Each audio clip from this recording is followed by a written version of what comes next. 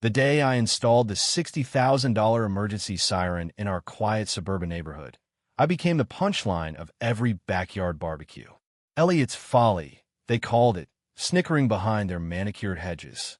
Karen Vanderbilt, the self-appointed queen of Maplewood Lane, led the charge. With her designer sunglasses perched on her nose and a smirk that could curdle milk, she'd saunter past my house, muttering about my overpriced noisemaker wasting community funds. She rallied neighbors, claiming I'd bullied the council into approving it with my doomsday paranoia. The truth? I'd spent years studying disaster preparedness, haunted by a tornado that flattened my childhood home. That siren wasn't just a machine, it was my vow to keep others safe.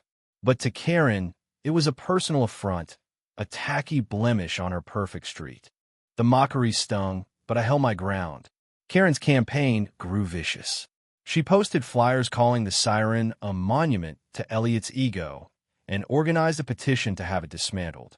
At the grocery store, she'd corner me, her voice dripping with condescension. "Elliot, darling, why don't you admit it's a scam?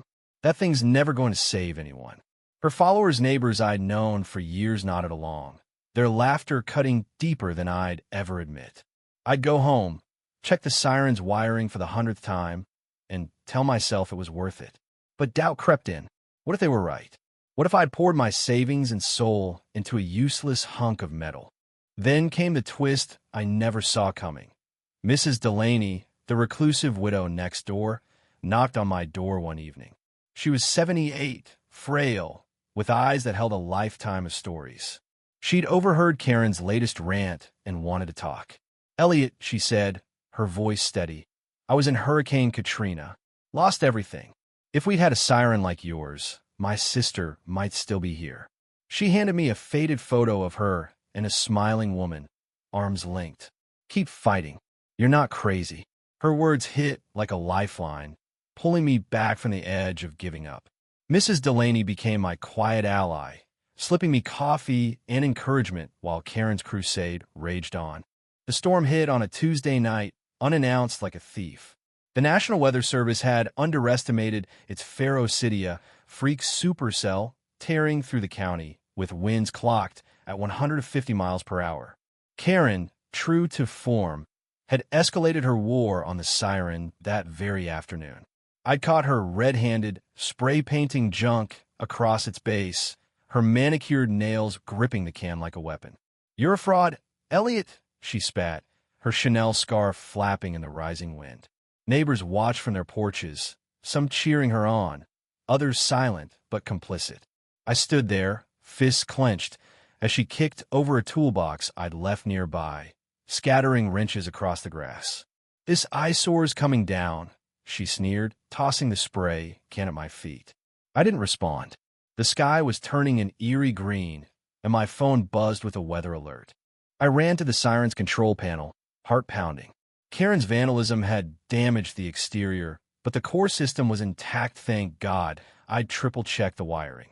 As thunder roared, I flipped the switch. The siren blared, a piercing wail cutting through the neighborhood's complacency. Windows rattled, dogs howled, and Karen froze, her smug grin vanishing. "Turn that off," she screamed, but I was already on my phone, calling the fire department to coordinate evacuations. The storm was minutes away, and the town's outdated alert system hadn't even registered it. My siren was the only warning. Chaos erupted. Neighbors poured out of their homes, confused but moving. I shouted directions, pointing toward the community center, the only building with a storm shelter big enough for hundreds. Karen, still clutching her spray paint, tried to rally her clique. "This is just Elliot's stunt," she yelled, but her voice cracked as the wind tore shingles off a nearby roof. Then Mrs. Delaney appeared, hobbling toward the crowd with her cane. "Listen to him," she barked, her frail frame somehow commanding. "That siren's saving your sorry hides." Her words snapped people out of their daze. They ran, grabbing kids and pets, as the sky turned black. The tornado hit like a freight train. Roofs collapsed, trees snapped like twigs, and power lines sparked in the streets. From the community center shelter, I watched the horizon through a reinforced window, praying the siren had given people enough time. Karen was there too, wedged in a corner, her designer coat streaked with mud. She wouldn't meet my eyes. Mrs. Delaney sat beside me, clutching that old photo, whispering, "You did it, Elliot." Hours later, when the winds died down, we emerged to a neighborhood in ruins but alive. Every single resident of Maplewood Lane, all 2,200 of them, had made it to safety. My siren, mocked and defaced, had given them the precious minutes they needed. The fallout was swift. Karen's vandalism became the talk of the town, her spray-painted insults now a humiliating badge of her arrogance. At a community meeting the next week, she tried to spin the narrative, claiming she'd only wanted transparency about the siren's cost. But the room turned on her.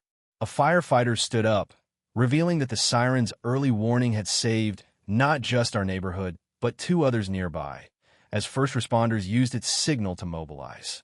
Karen's face crumpled, her usual poise gone. She mumbled an apology, but it was drowned out by murmurs of disgust. Mrs. Delaney, ever the firebrand, leaned forward and said, "You owe Elliot more than words, Karen." The room erupted in agreement. Karen moved away a month later, her reputation in tatters. I didn't gloat. Her downfall wasn't the point. The point was the lives saved, the families still whole.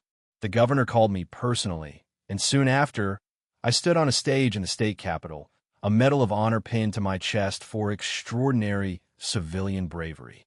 Mrs. Delaney was in the front row, beaming like a proud mother.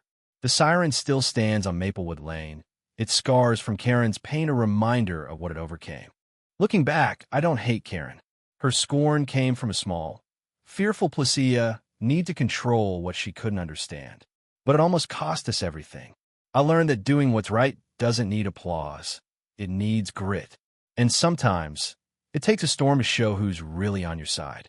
Mrs. Delaney's still my neighbor, still bringing me coffee, still reminding me that one voice, even a quiet one, can change everything. What do you think? When is it worth standing up to the Karens of the world? And when should we let their noise fade? Share your thoughts.